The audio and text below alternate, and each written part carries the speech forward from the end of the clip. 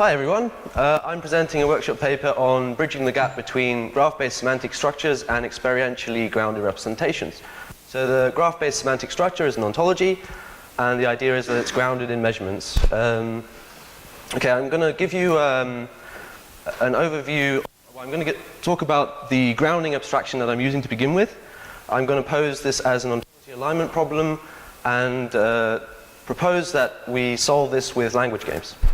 Okay, so imagine you have this environment. Rather than dealing with it in all of its glory, as you can see it's glorious, we define what can be measured in the environment. So each one of these squares is either an instance or a data value that can be measured. The colors indicate the class. So, as well as that, you have relations between these things. Right, so in this case, I'll just say what they are because it's important to understand the experiment setup. You have agents. You have the yellow ones are locations. You have different objects in the world, which are the diamond and the circle. And these have Boolean values that Boolean values that are properties of these objects. Okay. And these are connected by, so we have,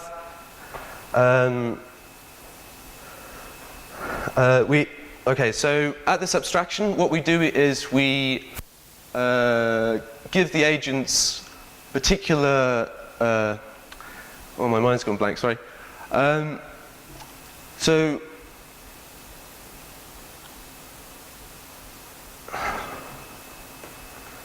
essentially, this is everything that the agent can measure, and to make our life a bit easier, we say that some things are the same for all agents. So the relations are all the same, they share all the same classes, they know what true and false is. This is what T and F are, and importantly, the different instances in the world, they have unique labels within their class. So if we look at the circles and the diamonds, we can distinguish between them if we have one which is given with a number 1, we know that this is different to another one which is number 2.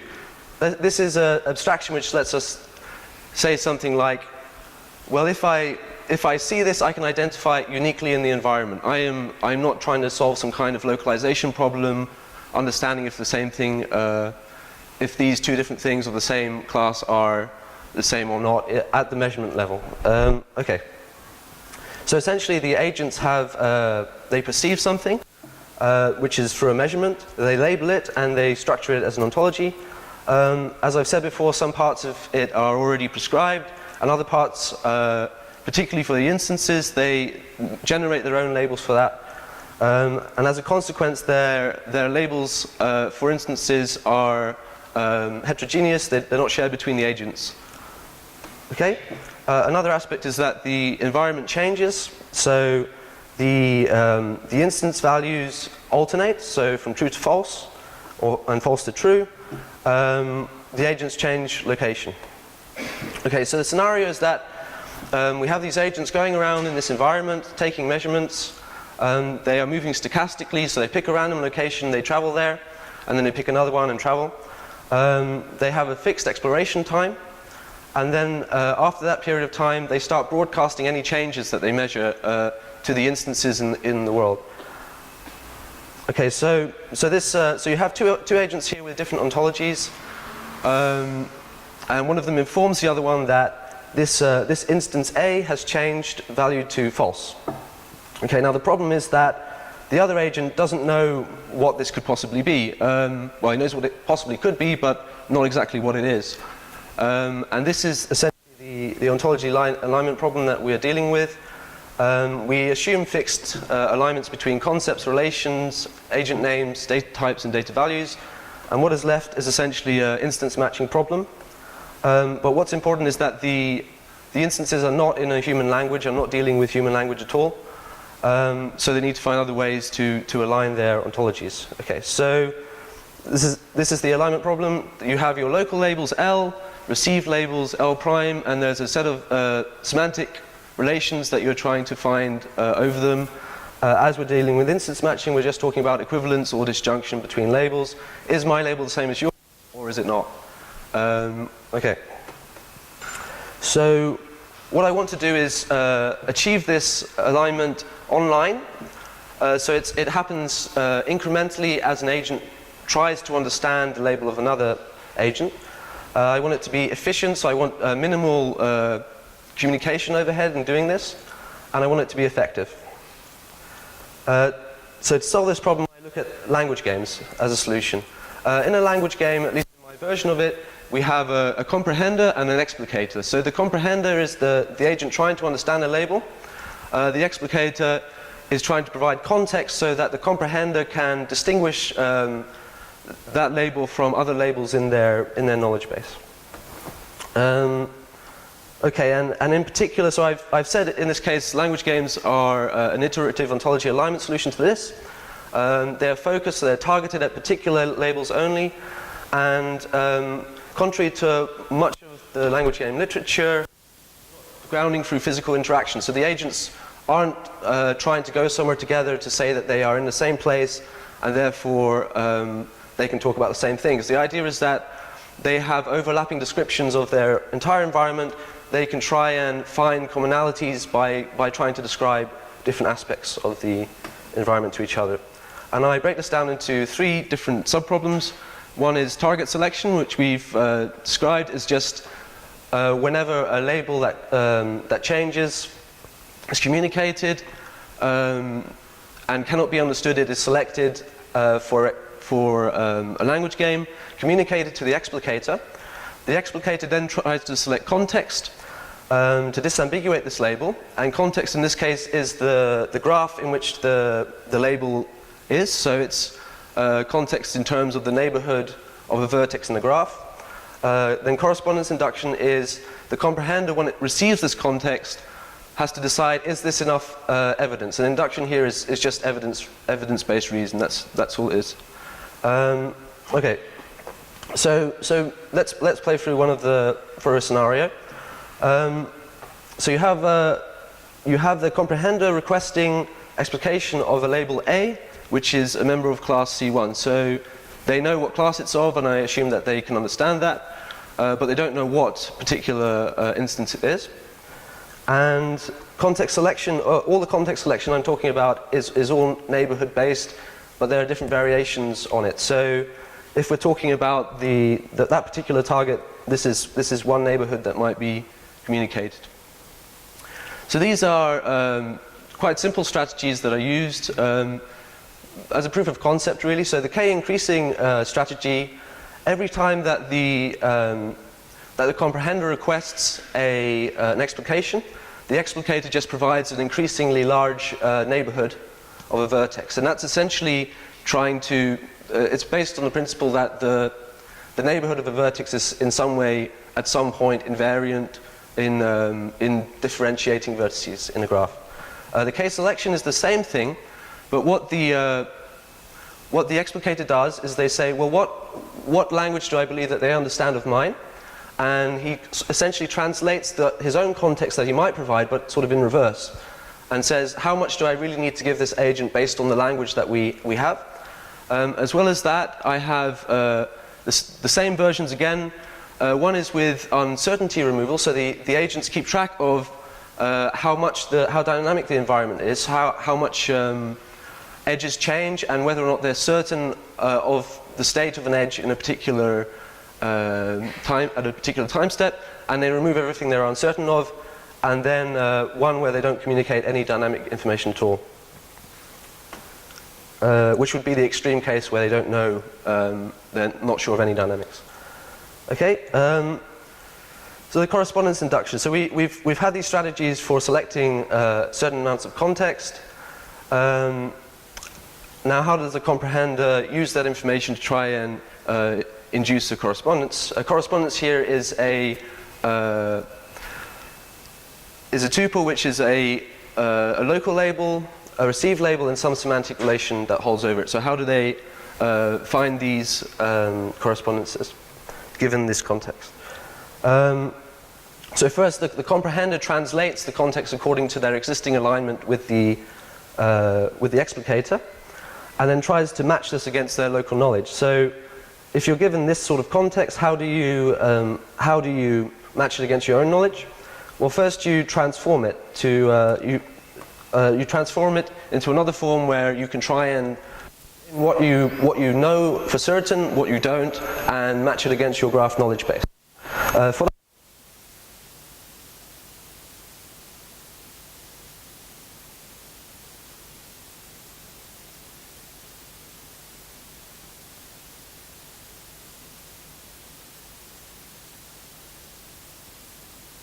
there is an agent D that is in a location C, which is within one or more connected relations to another location which is either A or B, and there is some variable member E of class C1.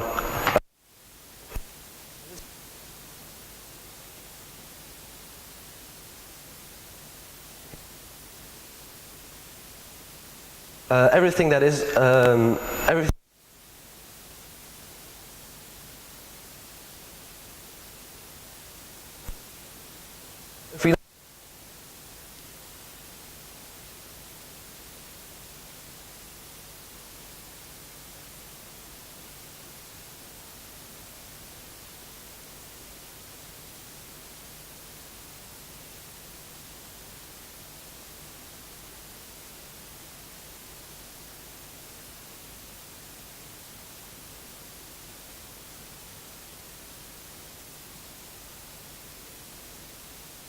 This is answering the question, how much of the translated context matches up with what I know, right?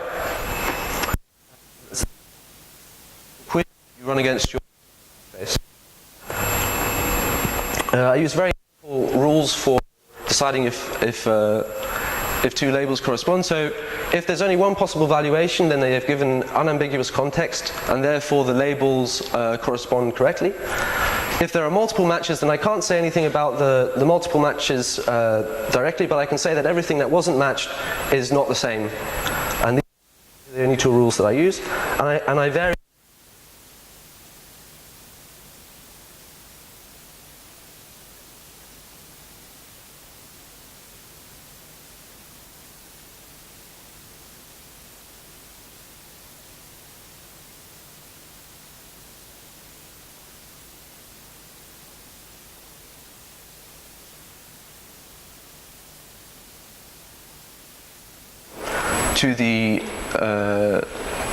To matching a graph against your knowledge.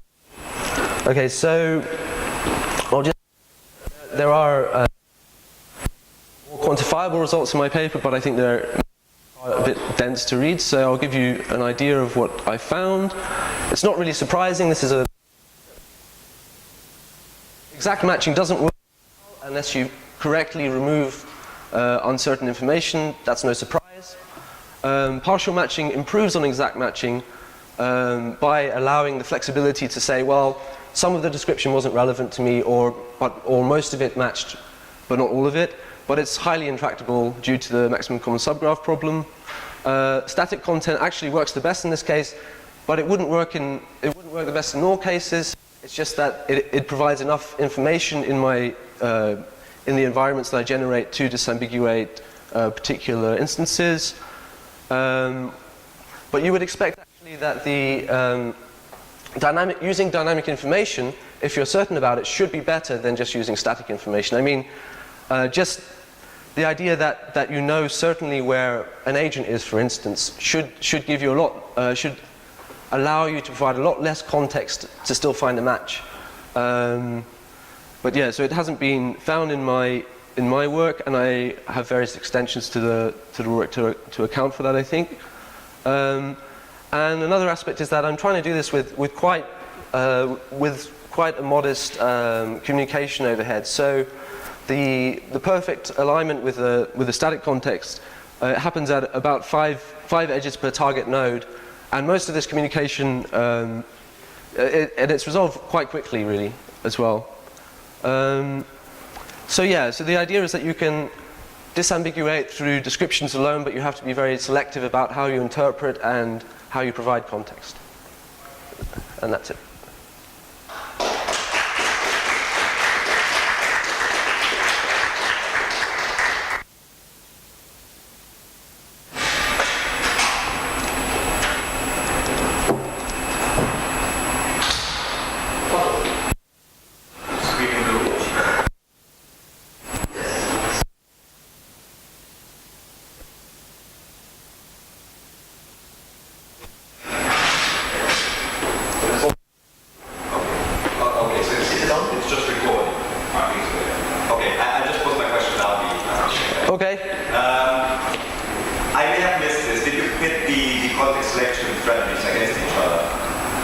Yeah, sorry.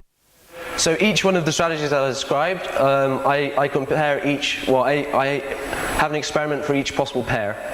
Okay, yeah. Can you say something about the results, which one is? So in this case, it was the selection strategy without, case selection without any dynamic information and exact matching. Okay, yeah. Is that independent of the graph we're looking at? So I randomly generate these graphs, and that's across all of these randomly generated graphs. But there is a, yeah. Okay. All right. Thanks. Yeah. More questions?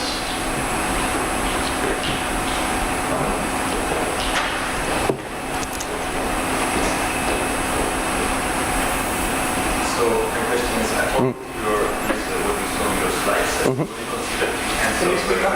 Sorry. No, this is just for recording. You have seen that it's okay now? Okay. In the slides, I have seen that you only consider two kinds of relations, alignment relations Yeah. in discreteness.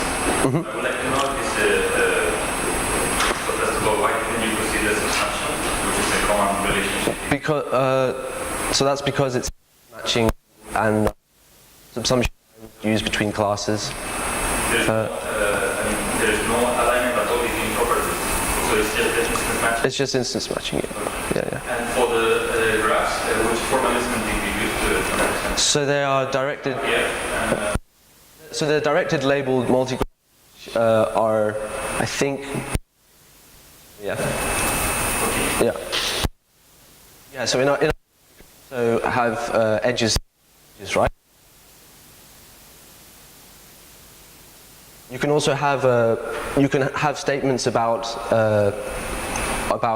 triples, Yes. which is an edge to an edge, which is not in my representation yet. Because it would be nice also to work with, I don't know if you learned it would be nice to use RDF, because also you could use the partial method for this matching. Yeah. Yeah, so this is entirely just structural, and it would be good to incorporate other logic-based approaches using Sparkle. That would be good. Yeah. More questions?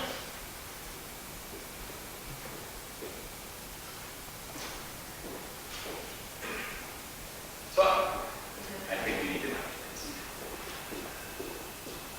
so I have a question regarding the complexity. So, if these graphs were really big, I mean, first of all, in your maybe smaller examples, how long did these matching procedures take? So The querying, and if they were very big, what do you think would be the limit? So to compare a pair of context selection and correspondence induction algorithms, it's not. Yeah, it doesn't take very long. However, as the graph, so that's at let's say 100 nodes or 150 nodes. But as soon as you do something like maximum common subgraph, it's sometimes it terminates, sometimes I terminate it. It's not very efficient at all. But I think there are many ways that you can get around this. So this is really, using the neighborhood as I have, is a very naive approach. For various reasons, and I have a lot more to say about this, but I thought within a 20-minute talk I wouldn't go into all of the extra solutions to these problems. So maybe some intuition, like a couple of quick ideas, like what one might do. Okay, so for instance, we are just expanding a neighborhood, right? And there's a lot of information there that isn't necessary, that is redundant in being communicated at all, which you can tell really, because if it wasn't redundant, then you would just communicate a neighborhood of one set of one hop away. The fact that you have to expand it a lot shows you that there is a lot of redundancy before you get to something which is distinct in the graph, and you can disambiguate based on that. So finding what I would call salient aspects of knowledge is very important, I think. And I think there are fast ways to do that, and by doing just path matching, finding a limited set of paths to these salient features, I think you could probably much more quickly do this whole procedure, find context and match it against your knowledge. Yeah.